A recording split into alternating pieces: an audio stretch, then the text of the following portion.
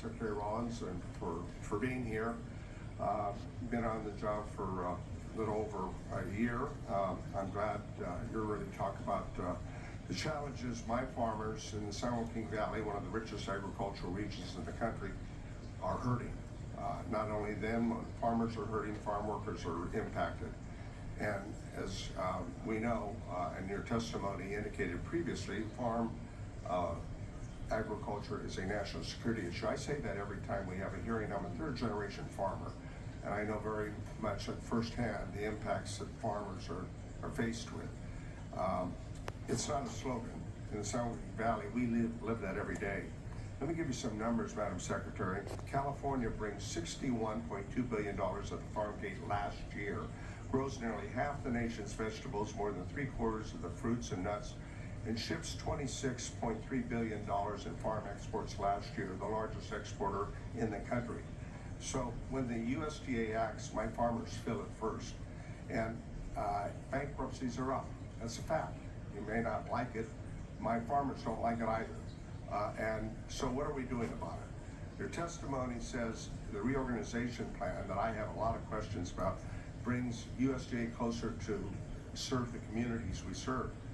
But you're moving it to 5 hubs, not one in California, the #1 agricultural state in the nation.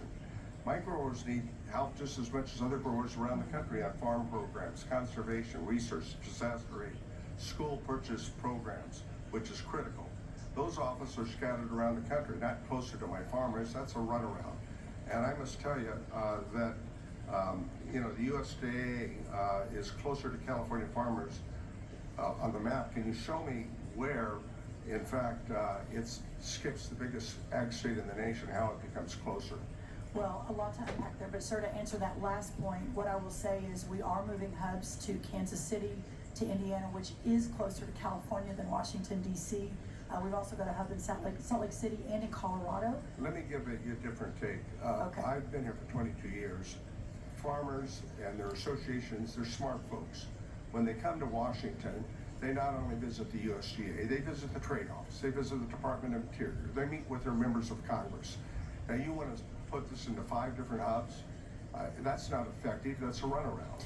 We'll still have the headquarters here. We're going to need to talk about that. Do you have any desire or willingness to evaluate whether or not California might be possible for a hub? Yes or no? I would be very welcome to that. And in fact, we've adjusted some things along the way based on feedback. Well, let's talk about that later. Trade, critical for California. 44% of California's agriculture is exported. And this disastrous trade war brought on between the tariffs, you try to do damage control. It happened in the first Trump administration, $28 billion taken out of the commodity credit conservation to deal with the damage that occurred before the Trump first trade war. So you $11 billion for row crops. I think that's probably appropriate. But what about specialty crops? Specialty crops associations say they think they need at least $5 billion to deal with the impact of these trade wars. And it's got skyrocketed, and it's cut off key trade partners that these markets are hard to access and develop. You've lumped them together with sugar. Sugar needs help as well for $1 billion.